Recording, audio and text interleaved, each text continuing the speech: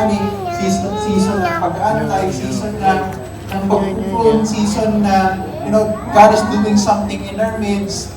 Ang daming ginagawa, pero nami-miss out natin because we dwell on the past. And sometimes naman, we focus on the future. Ay, wala nang pambayad sa kuryente. Ay, wala nang pambayad, wala nang pampadala sa alansari. Ay, yung pambayad sa condo, mortgage, sa kotse, wala nang pambayad ng tuition fee. But it's also important to see what it is now. Ano ba yung ngayon? Ano ba yung pinapagawa sa atin sa ngayon? Ni Lord.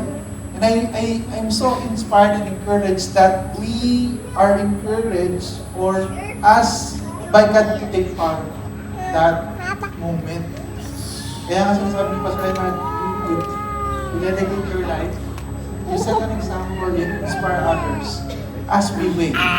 Parang merong reason kung bakit tayo nag-aantay. Merong reason kung bakit hindi pa binibigay. Na merong reason din kung bakit mga pinalangin natin kay Lord, magte-thank you na lang tayo dahil hindi niya sinagot. No? But one thing is sure. One thing is sure and we are hopeful for. That the King, the God that we worship, is a God who sits on the throne.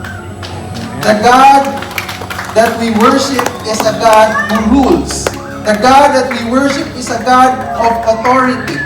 The God that we worship is a God who hears and is a God who is in control. As I end with this benediction in Revelation 2 verse 5, just there, consider how far you have fallen. Repent and do things you did at first. If you do not repent, I will come to you and remove your lampstand for its place.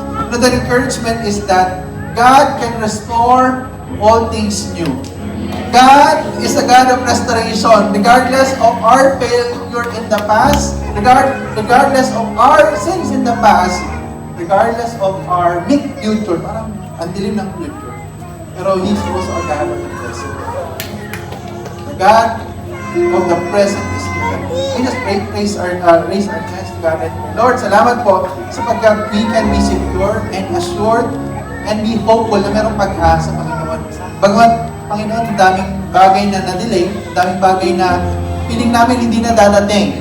Piling namin parang wala ng pag-asa. Piling namin wala ng choice, wala ng chance. But Lord, you are a God who restores all things new. You're a God who is the Alpha and Omega. You're the beginning and the end. And that's why, God, we are hopeful. We will be waiting upon you. Kung ano man, Panginoon, yung sinasabi mo sa amin, we pray, God, that we'll be able to have that obedient heart to hold on to your promises, to hold on and declare your promises over our lives. In Jesus' mighty name, I pray. Amen and amen. This place. Before we go, alam niyo po ba that we are celebrating Father's Day today? Dito sa UAE, na-advance na konti mo sa Pilipinas, but we are celebrating Father's Day. If you are a father, you just raise your hands. Ayan. Ayan. And our ushers would give a special gift for you. Ito po ay isang ama. Yan ang tahanan. Ilangpakan naman natin ang Panginoon sa buhay ng mga ama. Father, tahanan, halingin ang tahanan na inistusok po. Pagkamat napakadami ng pagsubok sa buhay, daming testings. But there is also an encouragement that their faith is worth emulating. So let's pray for our Father here in the house. Maybe kayo dito sa bulwagang ito.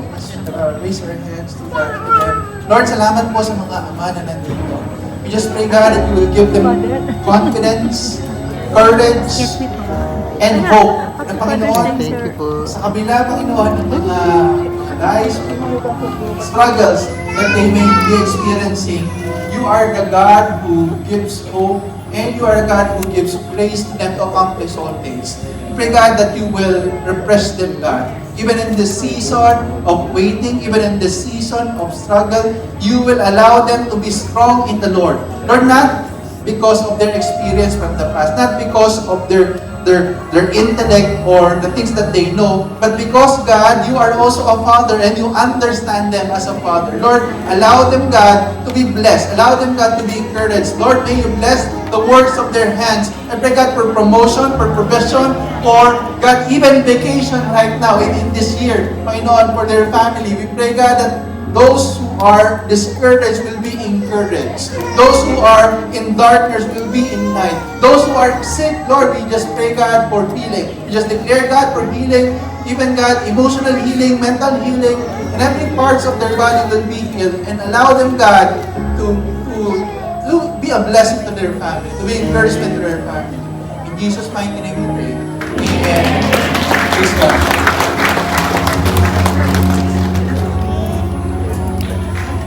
God bless everyone. Let's sing this song.